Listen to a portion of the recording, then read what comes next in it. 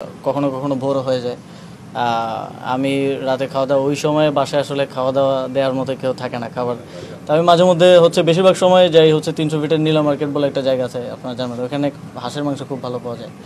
তো ওইখানে হয়তো যাই ৪-৫ জন মিলে। তো আবার মাঝে মধ্যে ওইটা আবার বেশি ভোর হয়ে গেলে বন্ধ থাকে, তখন ওইদিকে ওয়েস্টার্নে যাওয়া হয়। তবে এক্সাক্ট ওই দিন আমি গিয়েছিলাম কিনা বা সেখানে ছিলাম কিনা এটা আমার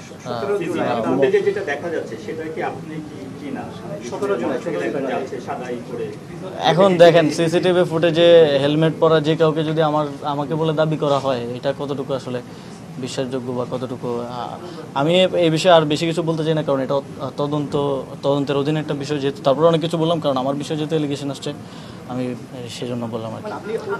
অস্বীকার করছেন অভিযোগটা? হ্যাঁ, এর সাথে ভাই আমার কোনো ধরনের সম্পৃক্ততা নাই, এবং আমার মনে হয় না এখনও কেউ এরকম কোনো প্রমাণ দিতে পেরেছেন আমার সম্পৃক্ততা আছে। বরং আরও যার সাক্ষাৎকার নেওয়া হয়েছে, এই সাক্ষাৎকারটা একজন রাজনৈতিক নেতার বাসায় একজনকে জোরপূর্বক নেওয়া হয়েছে বলে যে অভিযোগ এসেছে, এটাও অত্যন্ত গুরুতর একটা অভিযোগ, এবং সেটা পরিবারের দিক থেকে এসেছে, যথেষ্ট রিলায়েবলও এখন পর্যন্ত মনে হচ্ছে। তো এর সাথে যে আমার সংশ্লিষ্টতার যেই কথা বলা হচ্ছে, এটা সম্পূর্ণ রাজনৈতিক উদ্দেশ্য প্রণোদিত। এরকম অনেক কিছু আপনারাও ইতিপূর্বে দেখেছেন, আমরা সেগুলো ডিবাঙ্ক করেছি, এবং